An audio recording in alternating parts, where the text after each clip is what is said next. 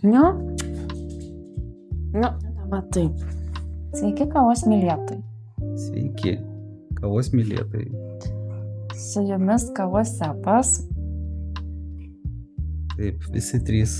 Ir šiandien norėjom jums papasakoti, kodėl pasirinkom būtent kavos verslą.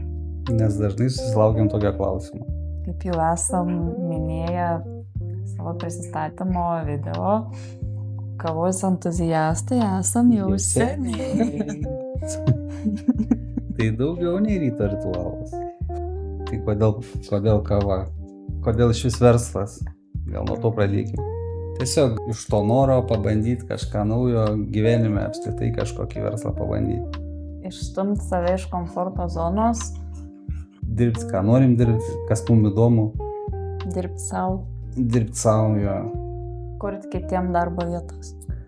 Jo, kažkada tai, bet esmė pagrindinis momentas, tai norėjom tokio produkto, kuris mums patiems būtų įdomus, kur būtų susijęs ir su kelionėm galbūt. Kur visiems reikalingas produktas. Taip. Tai norim kurti vietiniam žmonėm, lietuviam, šiauliečiam produktą, kuris pakeistų, požiūrį į kavą žmonių, kaip pakeitė mūsų. Taip pat pasirinkom, nes mums kava yra labai svarbi. Gerdom tiesiog nesusimastydami, kokio jinai skonio. Ir atėjo tas suvokimas, kad kodėl turim gert bele kokią kavą, kai galim gert gerą, kokybišką. Tuo pačiu patys atradę tą kelią, nusprendėm, kad galim į tą kelią atvesti ir kitus ir pakviesti ir jūs į šitą geros, kokybiškos kavos ieškojimo kelionę. Visiškai teisingai. Yra tie paprasti primityvūs dalykai.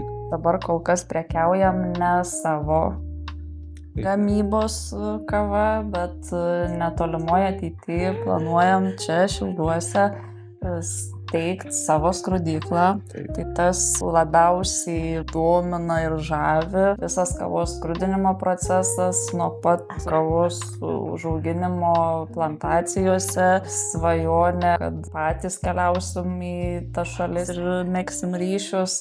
Sritis, kuri labai daug leidžia svajoti ir pildyti tas svajones. Taip. Ką čia, na? Vieną žinau. Taip pat šitą verslą sugalvojom dėl to, jog aplink Šiaulių apskrity neradom nei vienos veikiančios kavos skrudyklų. Tai labai norėtumėm būti tie pirmieji, kurie iš Šiaulių apskritį neš šviežios skrudintos kavos. Kad galėsite atvažiuoti į vietą, pasiimti iš mūsų šviežiai skrudintos kavos ir kad taip užsimegs tarp mūsų ir jūsų draugystė. Jo, ir įprotis gerti kavą gerą.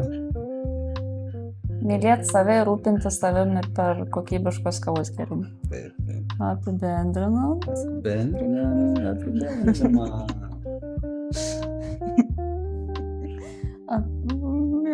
Nesąmonė. Tai ką, mes neketinam sustoti. Aišku, akys didelės.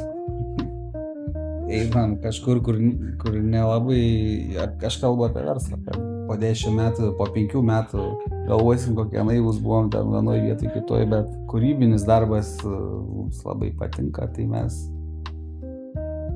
džiaugiamės pasirinkę tą avantiūristišką kelią.